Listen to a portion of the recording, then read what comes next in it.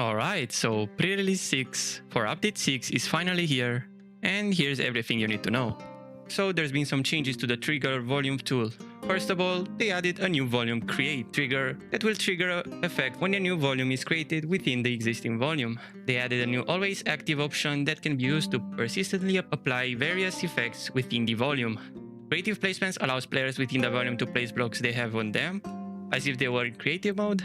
Damage multiplier can be used to make all or particular entities within take increased or decreased damage. Fly allows players within the volume to fly as if they were in creative mode. No build prevents the placement of blocks within the volume. Exceptions can be configured. No destroy prevents the destruction of blocks within the volume. Exceptions can be configured, including allowing particular tools to still break blocks. No door open prevents doors from being open within the volume.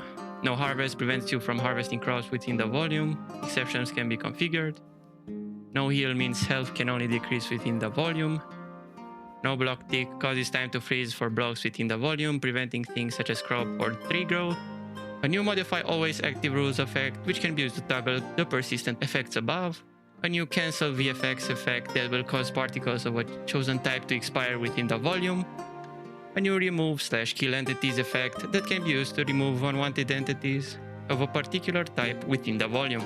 The send signal effect will now include additional information so that other trigger volumes will be able to read exactly what caused the sending of the signal and react accordingly. The on-block broken trigger will now respond to blocks broken by environmental effects such as fire. The teleport effect can now be used to teleport players to an entirely different world.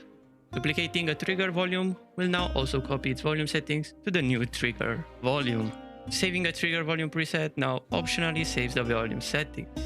They also changed some stuff with the creative tools, added a searchable drop-down to the entity tool panel, allowing you to browse and swap the model of an entity directly from the tool settings.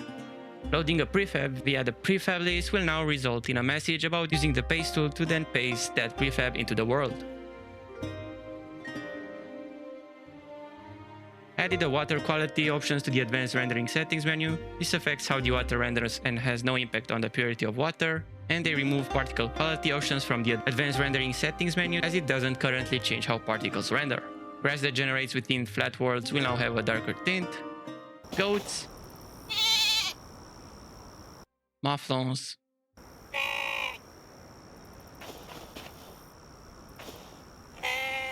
and turkeys now have distinct sounds. The in-game plugin list now has a search bar.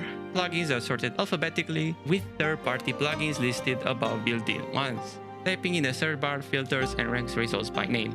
They also made a bunch of performance improvements. So yeah, pretty cool pre-release. Thank you so much for watching, and I'll see you in the next one.